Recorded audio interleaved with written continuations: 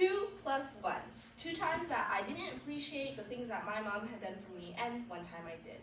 So the first one would definitely be signing me up for this very public speaking class.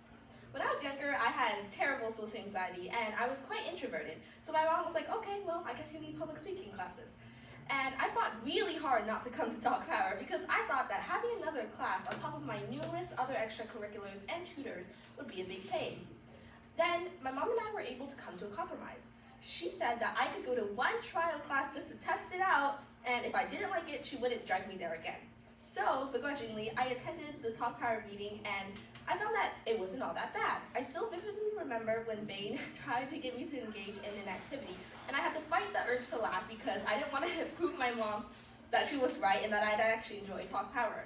And so the rest is history and brings me to where I am today. The second time would be when she helped me apply for private schools. At that time, I really thought, okay, she's just pulling things out of nowhere. I mean, what's wrong with my current school? And as a kid with no clear goals, ambition, or motivation, I was just rolling with whatever my mom told me to do. So, I have to attend an interview? Alright, I'll do it, but only if I can get a treat afterwards. Oh, I have to write this test? Okay, I'll do it, but only if I can go to my favorite restaurant. Looking back on it, I realized that I was being way too hard on my mom, who just wanted a better future for me. If I could go back in time, I would scold my younger self for never appreciating what my mom did for me. She never had the luxury of being able to attend a prestigious school because her parents never encouraged her to do so. And sometimes she tells me that she could have been just as smart as me had she gotten the right education. And it's in moments like these that I realize that my mom really just wants the best for me, even if she goes about it through her own different way.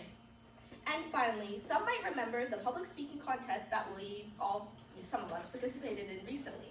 I'd always thought that, yeah, I like public speaking, but I wouldn't say that I'm good at it, and never mind that, I'd definitely not be able to participate in the contest. But guess what? I listened, and hey, I made it to the 3rd round.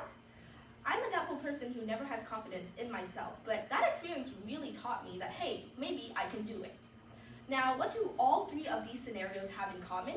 They would have never been possible without my mom.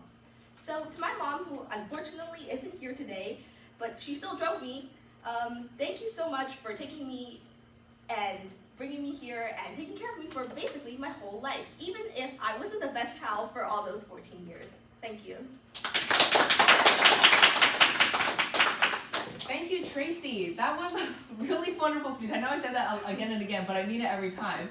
And I really like how you reflected on something recent that happened in your life, which is you starting to go to the school that you currently go to, and how it was painful for you to do the application process, and your mom motivated you every step of the way, but now looking back, you're very grateful, right? And I'm also very happy to hear that you're glad to have been here all these years.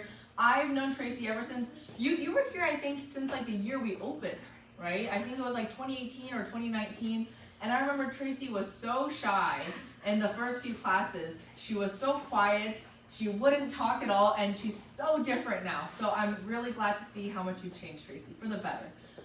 Thank you once again. And